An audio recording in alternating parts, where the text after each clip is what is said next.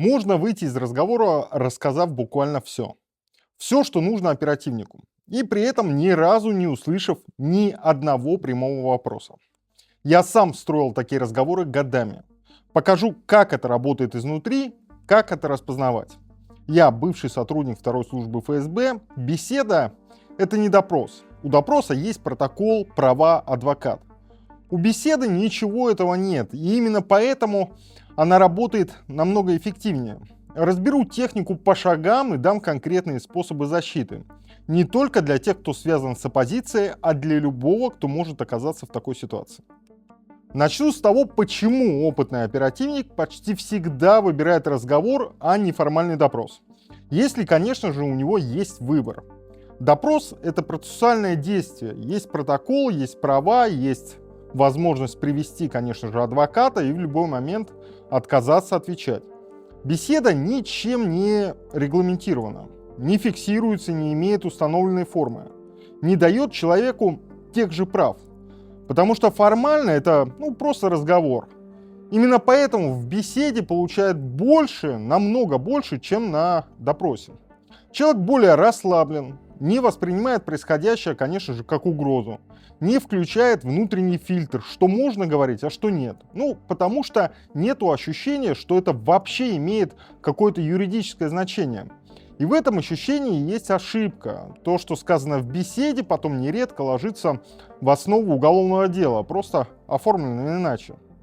Первые минуты любой такой беседы почти никогда не касаются того, ради чего они на самом деле затевались. И это тоже часть техники, а не случайность. Разговор редко начинается с сути. Сначала нейтральная отвлеченная тема. Это погода, дорога, что-то бытовое. Задача простая – снизить настороженность.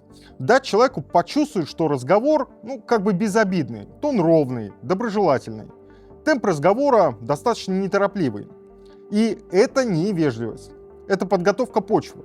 Пока человек расслаблен на нейтральной теме, у него снижается общий уровень самоконтроля. А именно этот уровень самоконтроля потом нужен, когда разговор, естественно, без видимого перехода соскальзывает к реальной теме. Дальше конкретные приемы, которые я использовал сам и которые стоит знать в лицо. Потому что они работают вне зависимости от того, кто сидит напротив. Первый прием – это вопрос с готовым предположением внутри. Не где вы были, а во сколько вы вернулись домой в тот вечер. Сам факт «вы были дома» уже заложен в вопрос, и человек, отвечая невольно, подтверждает или уточняет то, что изначально не было доказано, а было просто вставлено в формулировку. Второй – это притвориться, что уже что-то знаешь. Мы в курсе, что вы общались с тем-то или с тем-то. Часто это блеф или даже частичная информация, но человек слышит это как факт и начинает уточнять, поправлять или комментировать. То есть сам достраивает картину за оперативника. Третий – выразить сомнение или несогласие, сказать что-то заведомо неточное о человеке или его позиции. И подождать. Большинство людей не могут молчать, когда их описывают неверно. Возникает желание поправить, объяснить или защититься. И в процессе защиты рассказывается куда больше, чем было бы сказано в ответ на прямой вопрос. Четвертый – это взаимность. Оперативник сам сначала делится какой-то информацией, реальной или полуправдой, и это создает негласное ощущение обмена. Раз мне сказали, будет невежливо не сказать в ответ. Это работает на уровне бытовой социальной нормы, не имеющей отношения к тому, что перед вами не собеседник, а человек, выполняющий задачу. Пятый – простое поощрение продолжать. Расскажите подробнее. А что было дальше? Без всякого давления, тоном заинтересованного слушателя. Молчание после сказанного человеком воспринимается как неловкая пауза, которую хочется заполнить. И заполняется она обычно новой порцией информации. Не все приемы построены на непрямых обходных вопросах. Есть и прямые, просто задаются они не один раз и не по прямой линии. Один и тот же, по сути, вопрос могут задавать несколько раз. Сразу, потом, спустя какое-то время в том же разговоре. А иногда и в следующей встрече, днями или неделями позже. Формулировки каждый раз немного другие, угол немного другой. Но суть одна и та же. Цель не в том, что человек забыл ответ и его нужно повторить. Цель сравнить версии между собой. Здесь работает простая закономерность. Реальное, действительно пережитое событие в пересказе обычно немного плавает в деталях. Человек может по-разному расставлять акценты, вспомнить какую-то мелочь во второй раз, которую не упомянул в первый. И это нормально, так работает память. А вот заранее продуманная версия событий либо повторяется подозрительно точно, слово в слово, как заученный текст, либо наоборот, начинает расходиться в ключевых деталях при смене формулировки вопроса. Потому что удержать в голове полностью непротиворечивую выдумку на длинной дистанции гораздо сложнее, чем кажется. Отдельный прием — задать вопрос внезапно, без подготовки, сразу после чего-то, скажем, отвлеченного, когда человек не успел мысленно подготовиться, и еще один — сознательно указать на пробел или нестыковку в уже сказанном и попросить его объяснить. Как правило, попытка на ходу залатать эту нестыковку выдает больше, чем сам изначальный пробел. Слова не единственное, что анализируют в разговоре.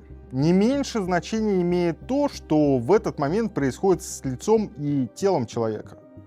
Есть понятие микровыражения.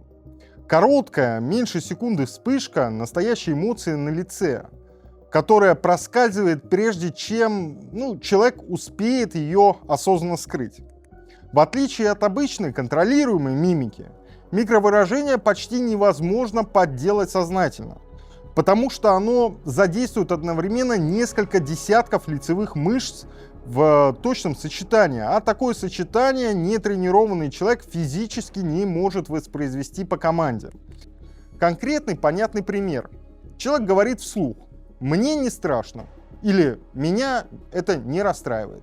Если это правда, соответствующее спокойное выражение появляется на лице сразу вместе со словами. Если это неправда, лицо человека какое-то время остается без нужного выражения, а потом с задержкой уже появляется осознанно изображенная, наигранная версия этой же эмоции. Вот эта пауза между словом и лицом не сама эмоция, а именно разрыв во времени есть сигнал. С телом работает похожий принцип, только проще для понимания. Смотрит не на конкретный жест, а на несовпадение. Голос спокойный и ровный, а руки при этом сжаты в кулаки или вцепились в подлокотники. Слова звучат уверенно, а поза при этом неестественно скованная, будто человек боится пошевелиться. Само по себе неспокойный голос, не сжатые кулаки ничего не значит. Значение появляется именно тогда, когда одно противоречит другому. Я уже рассказывал об одном конкретном приеме отдельно. Здесь напомню коротко, потому что без него картина неполная. Фраза «скажи честно» не для протокола — это не человеческая близость, а последний штрих той же техники. Снять последний барьер, так скажем, дать иллюзию, что сказанное не будет иметь последствий. На деле то, что говорится не для протокола, часто и есть самая ценная часть разговора, просто оформленная потом иначе, без указания источника дословно. Отдельная техника применяется не к одному человеку, а сразу к группе. И она особенно актуальна для оппозиционной среды, где люди связаны друг с другом. Если беседуют с несколькими участниками одной группы или движения, стандартный прием — использовать реальные или надуманные противоречия между их интересами. Одному намекают, что второй уже рассказал больше, чем следовало, другому, что его позицию в организации недооценивают по сравнению с кем-то еще.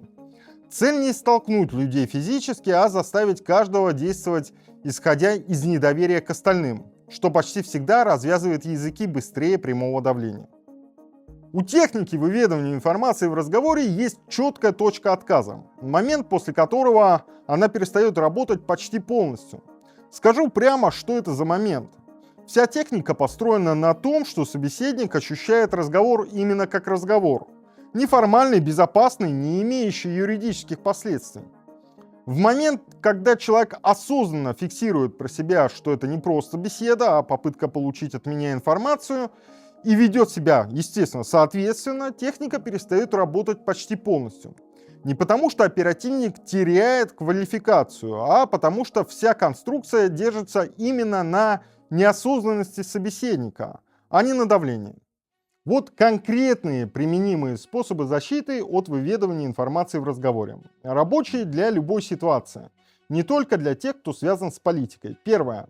На вопрос с готовым предположением внутри не подтверждать и не опровергать детали автоматически, а всегда переспрашивать, что именно вы имеете в виду. Это возвращает вопрос к собеседнику и не дает достроить картину за него. Да и всегда можно сказать в конце концов, что вы просто не помните, но давать точную информацию, во сколько вы, к примеру, были дома, точно не стоит. Второе. На фразу «мы уже знаем о такой-то ситуации» или о том, что вы с кем-то разговаривали, не торопитесь уточнять или поправлять. Спокойное «если вы уже знаете, то тогда зачем вы меня спрашиваете?» снимает ловушку почти полностью. Третье. На попытку вызвать несогласие или задеть вас, не бросаться защищаться или объясняться. Пауза перед ответом уже достаточная защита. Развернутое оправдание почти всегда выдает больше, чем требовалось. Четвертое. На доверительный обмен информацией чувствовать себя обязанным отвечать взаимностью. Это социальный рефлекс, не юридическая обязанность. Пятое. Это, пожалуй, самое сложное технически. Молчание в разговоре. Это нормально. Не нужно заполнять паузу, потому что вам неловко. Пауза не ваша абсолютно проблема, а его инструмент, который не сработает, если вы не будете стремиться его закрыть. Шестое. И это касается уже прямо оппозиционной среды.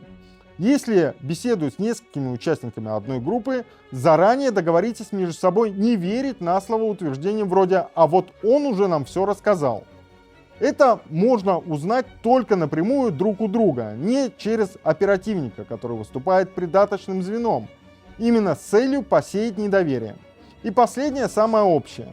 Право не отвечать на неформальные вопросы у вас есть всегда, вне зависимости от того, кто их задает и в какой обстановке.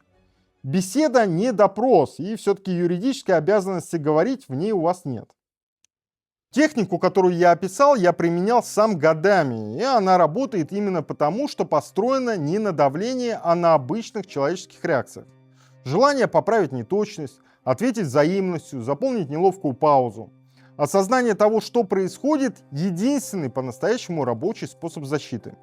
Не хитрость против хитрости, а простое понимание. Это не разговор двух людей, это выполнение задачи одним из них. Если вы досмотрели до этого момента, вы уже понимаете эту систему точнее, чем большинство тех, кто пишет о ней со стороны. Подпишитесь, новые разборы выходят регулярно, и без подписки вы их, скорее всего, не увидите. И если хотите больше, чем разборы системы, у меня есть телеграм-канал, ссылка в описании и в комментариях. Там я разбираю текущие новости, политику и события со своим мнением без купюр. Там же можно написать мне напрямую с любым вопросом. Постараюсь ответить.